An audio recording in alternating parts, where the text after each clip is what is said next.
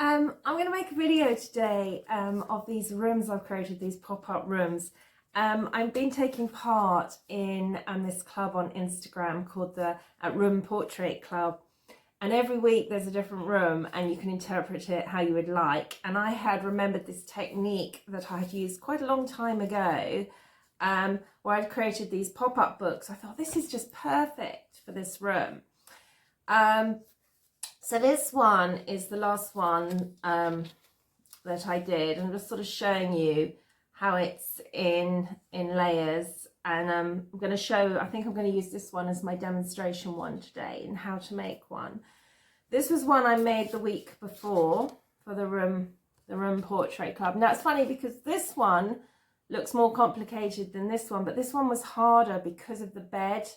You know, with these parts, I sort of got the sofa and the table onto the same layer, whereas when I created the bed, put that in, you sort of had the bed covers first, and so it sort of came out a bit like this, and then I had the next layer was the pillows, and then the bed head, and then this wonderful canopy. But they're an absolute joy to make. I all started with years ago. I sort of created a pop-up book of Charleston House in Lewis. I absolutely fell in love with this house, and this is how it all began. And then that beautiful studio there.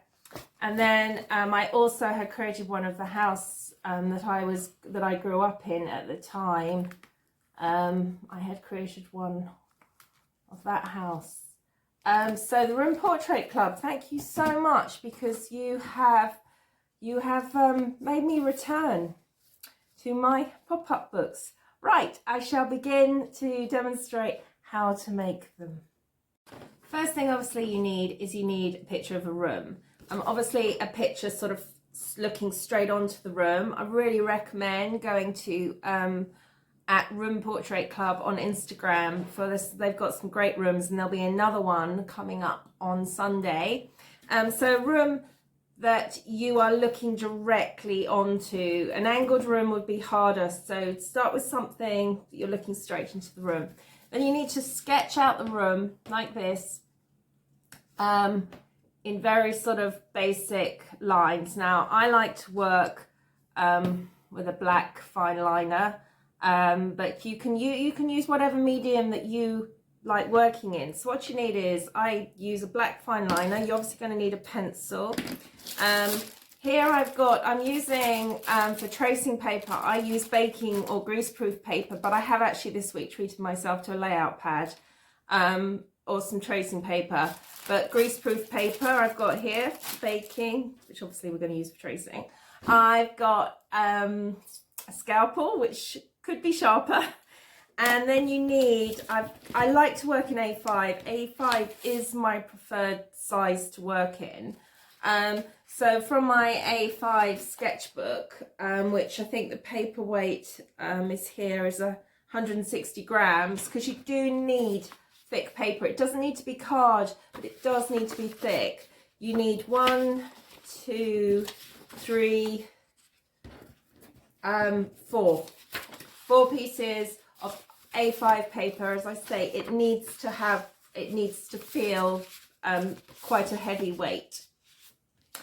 And the first thing you need to do is you need to sketch out the room like this. So you need to sketch your room out very basically. Keep it basic. Do not, I was saying this to my students, just look at the shapes, draw the shapes, look at the shapes of the room. Don't think I'm drawing pillows, I'm drawing this, drawing that. Look at the angles, you know, use your pencil.